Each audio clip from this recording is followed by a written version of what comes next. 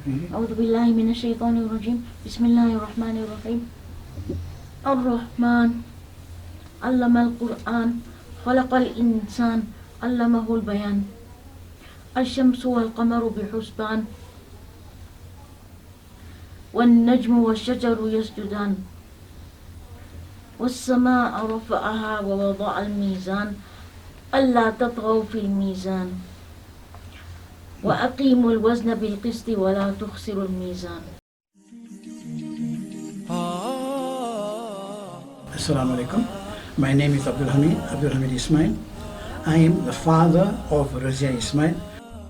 Razia is my daughter. She's been born blind, and with the fadl of Allah Ta'ala, she's gone through the process of education. She's now a Hafiza, an Alima, and she's been for Hajj. So we've got this madrasa running here, this maktab, and it's for the blind, and it is to be used for the education of the blind. And it is here, and with us here is Ashraf Yusuf. Assalamu alaikum wa rahmatullahi wa barakatuh. My name is Ashraf Yusuf, and I'm privileged this afternoon to be in Lenasia, which is in Johannesburg, South Africa. I'm privileged because I've been exposed for the first time to how a partially or fully challenged person is able to live their life so fulfillingly. I was exposed to the family efforts in putting this madrasa together. Each of their challenges, we've been taken from the time of birth up to the time that we met Appa Razia today, a very, very highly acclaimed Appa who has done tremendous work, including creating, I would say, the first correct Braille Quraan, and these efforts reach the four corners of the world. I only hope that they go from strength to strength. It's just been a wonderful experience being here, and may Allah guide them and protect them. Alhamdulillahi wa kafa wa salamu ala ibadihi alladina safa. My name is Sheikh Yusuf Muhammad, original from Tanzania, but I've been in South Africa for a very long time now. I studied here. I graduated from the Darul Uloom Newcastle under the Madrassah under the Maulana Sema, rahimahullah, rahmatan wasi'ah. And as you can see that from Brother Abdul Hamid, the father of Appa Razia, that we came today to see whatever is happening here, the activities, and how she teach, and how she read, and so many things she did, and with the brother Ashraf as well, and we learn a lot from these people. And also together with the brother Omar, he's the one who invited me to come here and to see what is happening and what brother Abdul Hamid is doing. Allah, it's a great job that he stood up together with his daughter and his wife. We appeal to the community as well to support this great job, inshallah. I'm Umar Yusuf, cousin of Abdul Hamid. I'm very grateful to be here today. I'm also very honored to be associated with Abdul Hamid. And obviously, you know, we want to see this madrasa grow from strength to strength, and you know, of benefit to many more out there that might not know the facility.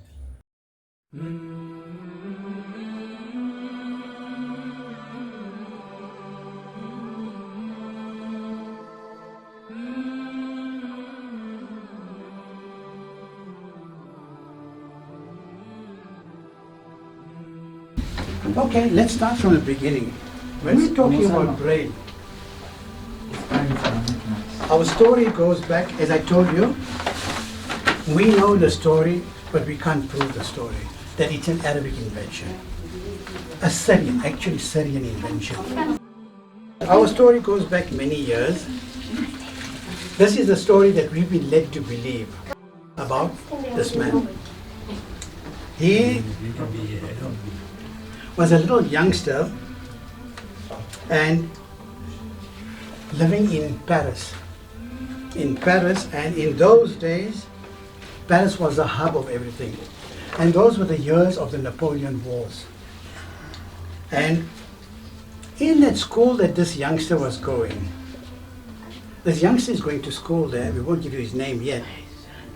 His father was a person who works with leather, cuts leather with a knife or a chisel or whatever it is, a sharp instrument, and then makes belts and handbags and shoes or whatever it was, he used to make it. And this youngster, 7, 8 years old, used to watch his father. Every time the father goes into the back in a workshop and is busy working, this youngster is watching. But one day the father is not there. So what does this youngster do? He wants to do the work that the father does. So he takes a chisel, he takes a sharp, the awl, A-W-L. The words are there, but it's now. He takes that awl and he starts working the leather. But as fate would have it, shoop, it pierced his eye. It pierced his eye. And that eye eventually went blind. But he still got a good eye. So he used to go to school and watch the other children and all that, but he was not satisfied. He wants to do what everybody else is doing. He was a very good musician, pianist in a church, an organist, used to play the organ there in the church. And again, Taqdeer would have it. This is another medical term that we learned. As Taqdeer would have it, the good eye sympathized with the bad eye, the blind eye. And the good eye also went blind. The good eye sympathized with the blind eye. And the good eye also went blind. If that accident happens today, you can still rescue that good eye. You might even be able to rescue the eye that is injured. You might be able to, because what it is just gel inside there. When that happened, what do you call that? Sympathetic ophthalmia. And eventually this youngster is going to school with the other children and getting frustrated. Because they're playing ball, he can't play ball. They're writing, he can't. They're reading, he can't do. He can't do anything. So he's getting frustrated until one day they had a visitor in school. And that visitor is talking to them how they send signals during the war. You remember I told you it's Napoleonic times, there's wars taking place. So how they used to send signals without the enemy catching them. Now nobody will know. And they used to use something like Morse code. Morse code. And that was based on 12 dots. 2, 2, 2, 2, 2, 2. That gives you 12 dots. And this young got excited about it. And he went home and he's busy trying it. Eventually fiddling, and he said, no, I'm not going to use 12 because it's too much. How do you fit 12 dots inside here? Almost impossible. So he fiddled with it and he experimented and he came up with 6 dots. And he said, now this is what we're going to do, the 6 dots. And the 6 dots eventually became Braille. Why do we call it the 6 dots? Because it's the same like your dice, 2, 4, 6. But they are numbered in a special way, 1, 2, 3, 4, 5, 6. We'll give you this, you can take a copy home, and you'll notice that Alif is 1 dot, Ba is 1, 2. You said Sin is 1, 2, 3. No, it's again different. But there's a pattern inside here, but as you get into it, you'll see there is a pattern. So that was how this whole Braille story started. And who's this youngster? His name was Louis Braille. His name is Louis Braille, and the system is now called Louis Braille. Braille because of his name, Louis. The system is used throughout the world. Any language. English, Afrikaans, Arabic, French, Chinese, Russian, Zulu, whatever language is using the same 6 dots. The same 6 dots. But they all obviously have different letters, they call it differently. Like we said, Alif, Ba, Ta, Tha. Maybe in English you say A, B, C, and then. But it's the same thing. This system, eventually, we used to do it on this. This is a frame. You insert the Braille sheet inside here. If you look closely, there's 6 holes there. There are 6 tiny holes, not holes, indentures. Okay. So when you close it and the page is there, and you use a sharp instrument, you will get the image here. You understand? You follow what I'm saying? You take a pin and you press here. You will get the image here. But the thing is, it's upside down. It's upside down. Because when you're reading it, you are pressing 1, 2, 3, but you're reading it on the other side. When you press on a sheet of paper, where is the actual indenture? On the reverse side. You won't feel it on this side, you'll feel it on the reverse side. So it's a little kind of tricky, but it's easy to explain. Razia was born in 1986. Under very, very unique circumstances. I asked Razia this morning, Razia this morning, and she gave me the ayat, Hada Fadli min Rabbi. Everything that we're talking about here is a fadl of Allah Ta'ala, is the bounty of Allah Ta'ala. It couldn't have been done on our own. My wife was expecting, but not serious, because she's only 6 months pregnant. Nothing serious.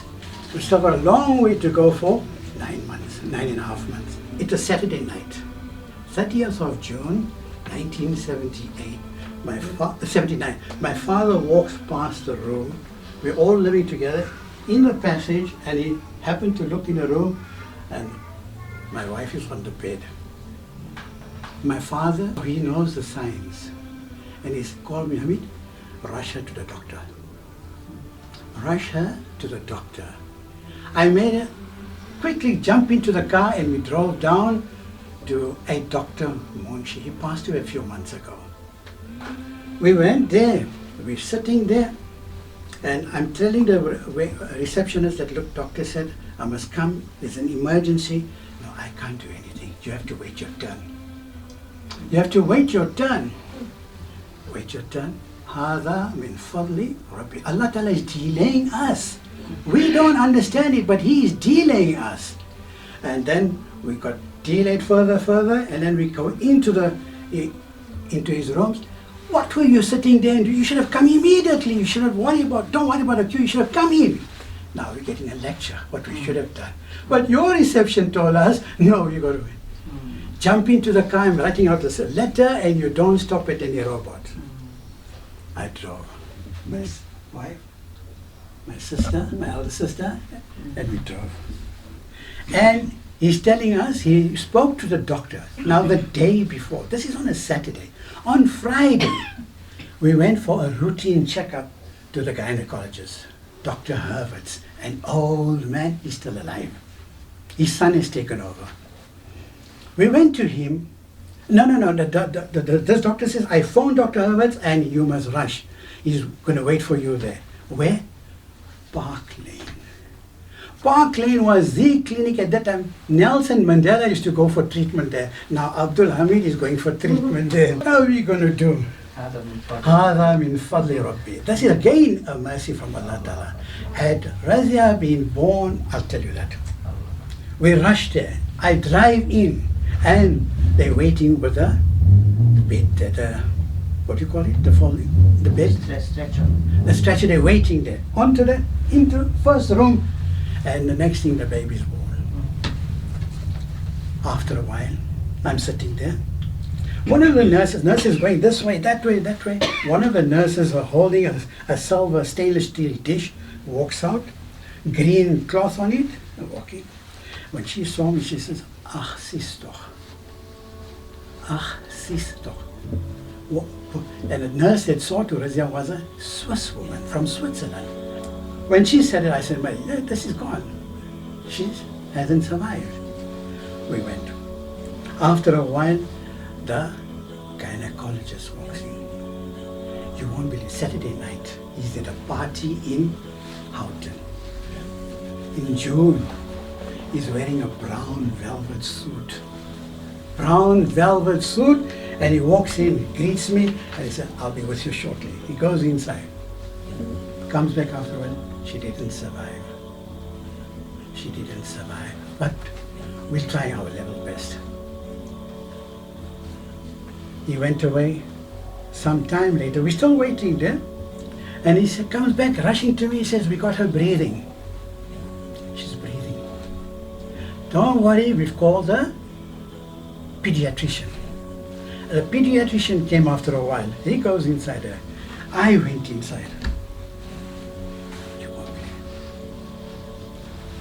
it. 700 grams. What do you do? Those days we were far from the masjid. We didn't even know what is to make a dua, a silent dua or anything like that. But as Sheikh said, هَذَا مِنْ فَضْلِ رَبِّي. Allah Ta'ala is showing us that is not the way road you should be taking. Come this way. This is the road you should be taking. So we're turning our attention now slowly to Allah. And then tell me, come go inside her. When I went inside, she's in the incubator. You won't believe it. Black, blue, blood, everything that you can think of that is not nice was there. And you look at it, will she survive? Now it's not a question of will she live? She's living now. Will she survive? Our shop was in the plaza. I used to go every day, a couple of times a day. The doctor used to tell me, wife must express milk, put it in a little bottle, and I used to take it and go and feed her.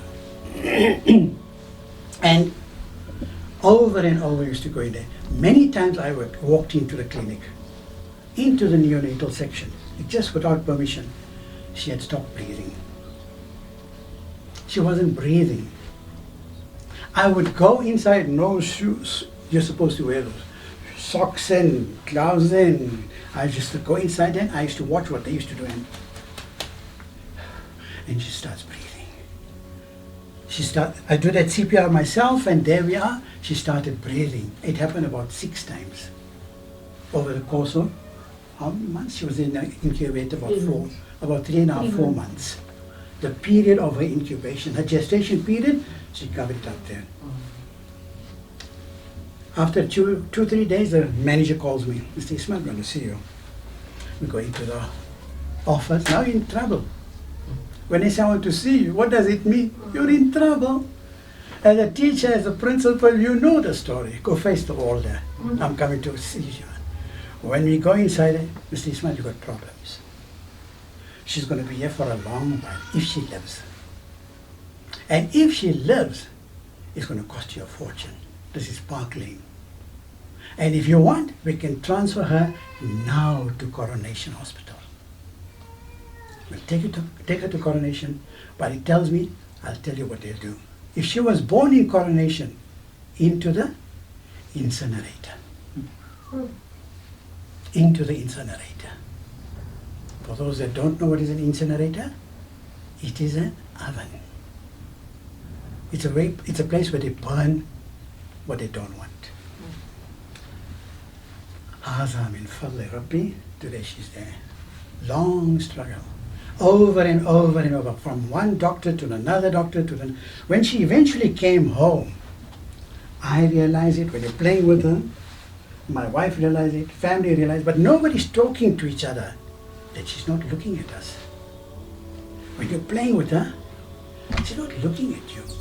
When you're on the bed, she's not looking. She's not looking. When you're looking at me, I can see your eyes focused on me, not with her. To do the blood test, they can't take out blood.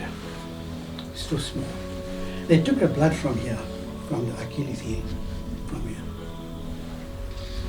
And she was messed in blood. I was messed in blood.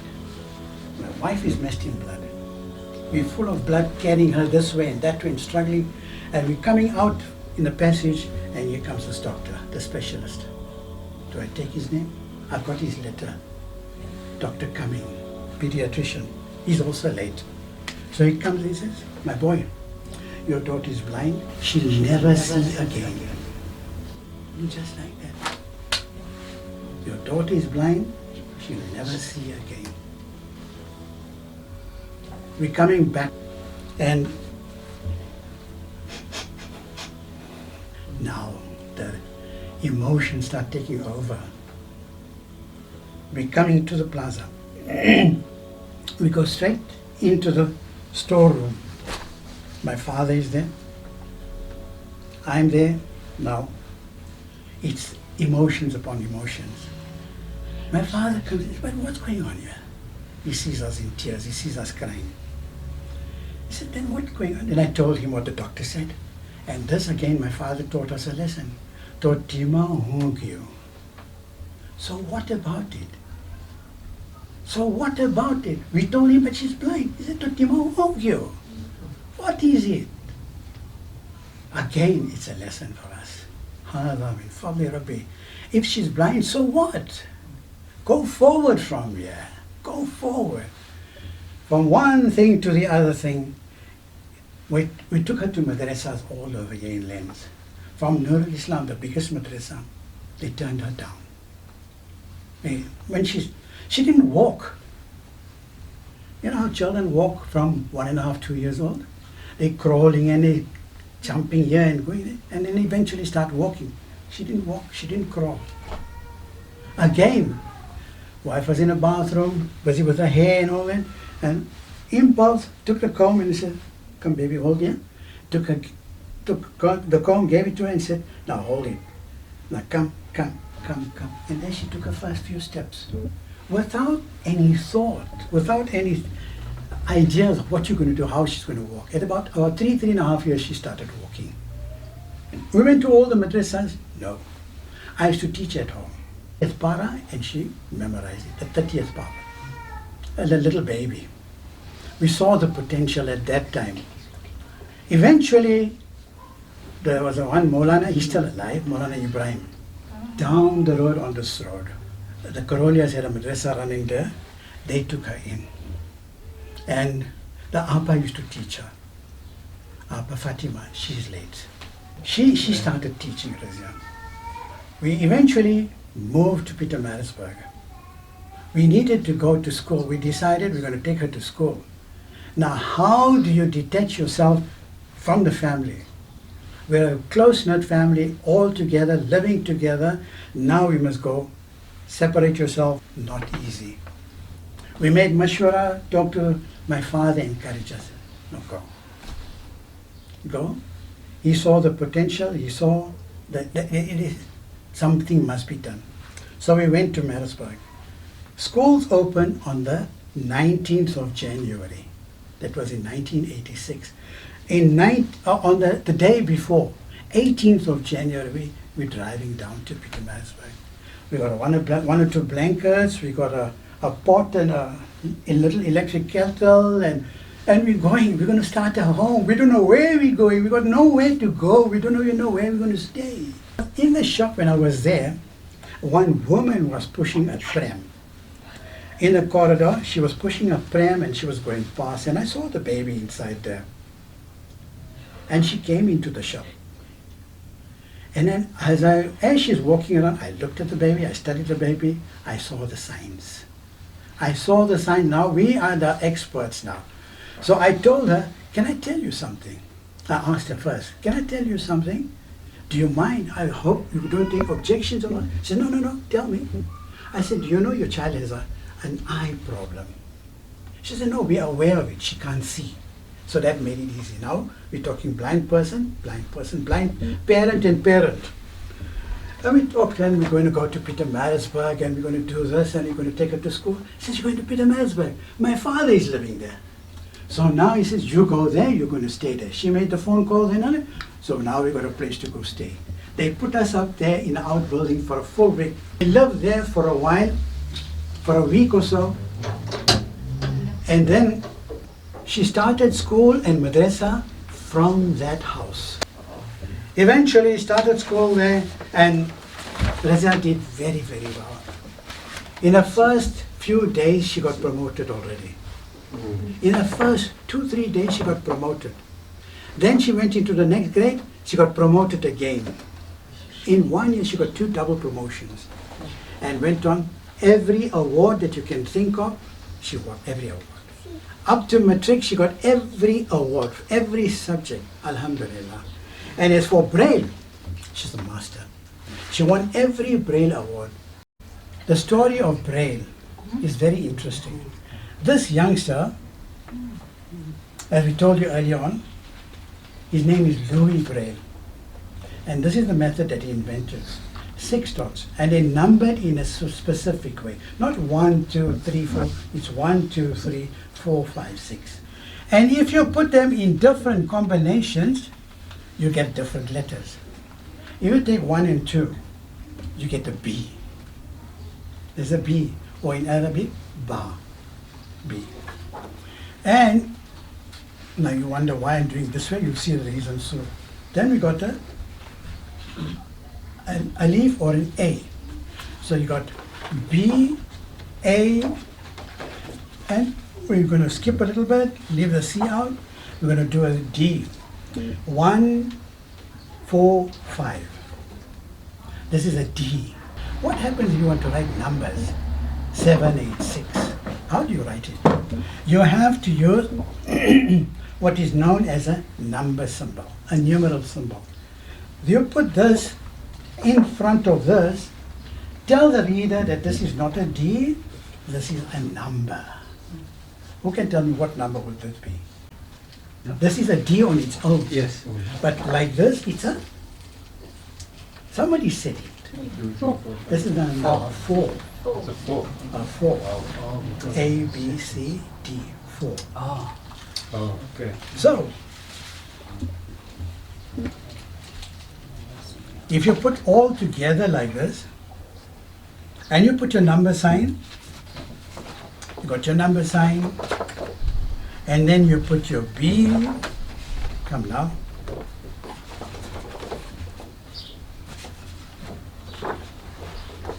and somebody walks in here and wants to know how many people were there in that room that day when you were having a demonstration. How many people were there? Oh, I don't know. Take a guess. There were so many people. I can't hold all of them together. Who can tell me how many there were? That's a number sign.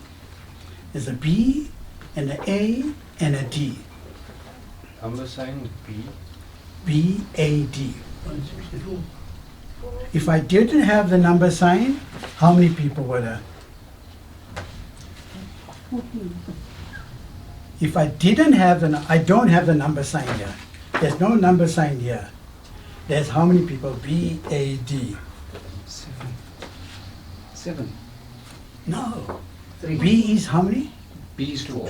2. A 1. and D? 4. So how many? 204. 214, 214 people. But if we didn't have this number sign, there won't be 214 people. There's only bad people. You can make a big mistake.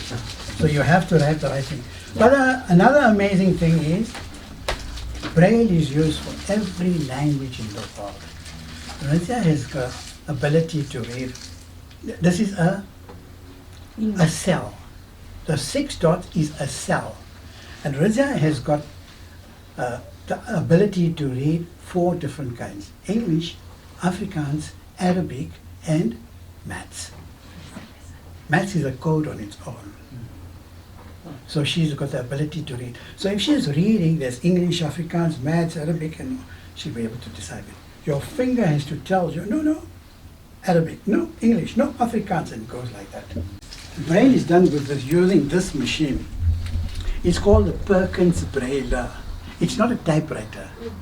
It's a Brailling machine. So it's a Braille. And it's got the 6 dots here. 1, 2, 3, 4, 5, 6.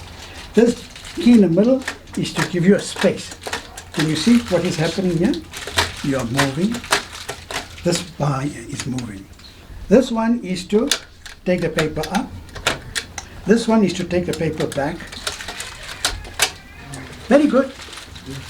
This comes from America. Today it's about 10,000 Rand because of the Rand-dollar exchange. We paid about 1,000 and something Rand that time. But you can get a cheaper version from India known as a Taj Braille. When we are reading the Quran, we are reading right to Alhamdulillah Rabbil Alameen like that. But Braille is written from left to right. When Hazrat Mufti Mahmud Rahmatullah was buried in Elspark, in Germiston. When he saw that, he said, no, no, no. I told you about it. You people have to do something. You can't allow that. Arabic is not written left to right. It's written right to left. The Quran is not left to right. It's right to left. Work on it. Get your engineers. Till today, nothing is happening. Although it's an Arabic invention. And we're still sitting with that problem. And what are the challenges for Appa herself? Let's hear from Appa herself. Razia, what are your challenges?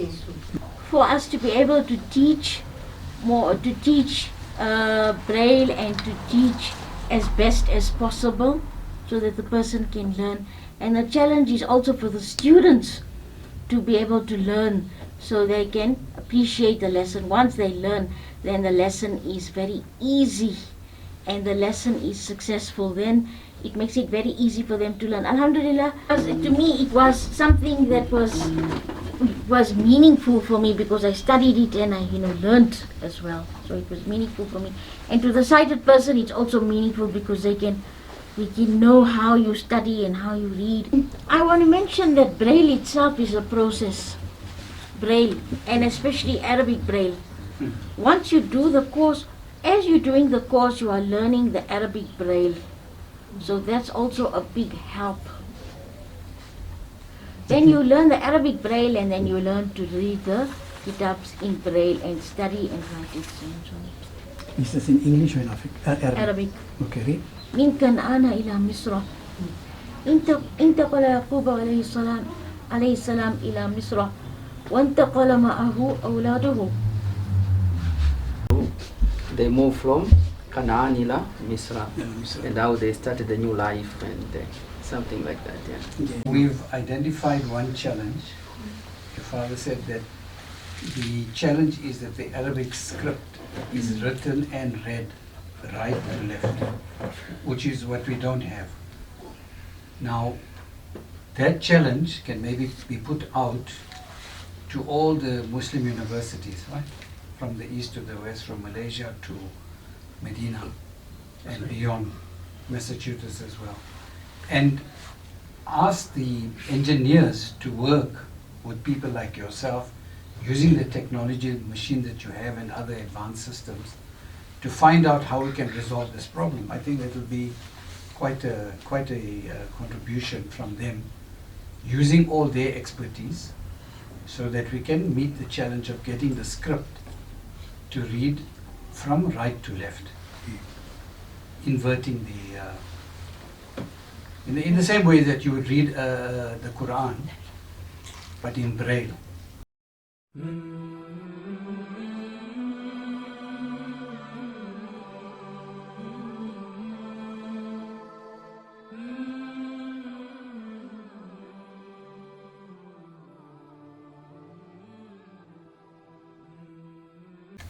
Yeah, look, I mean, from what I see, this definitely has to be brought, to the broader Muslim community as well as others.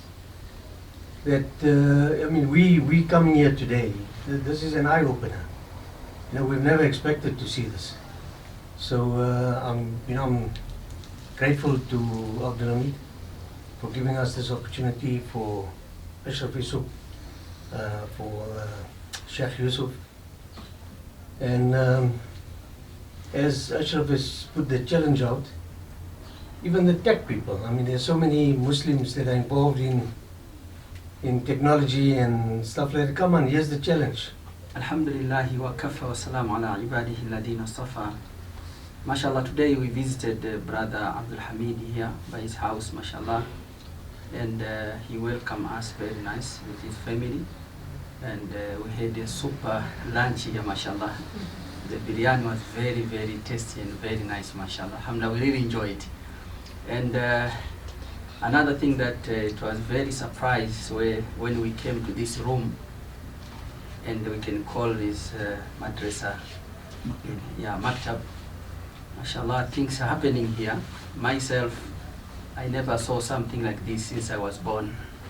Even where I come from in Tanzania, we don't have something like this. So, wallahi, it's a great work that it has been done, especially by Appa herself.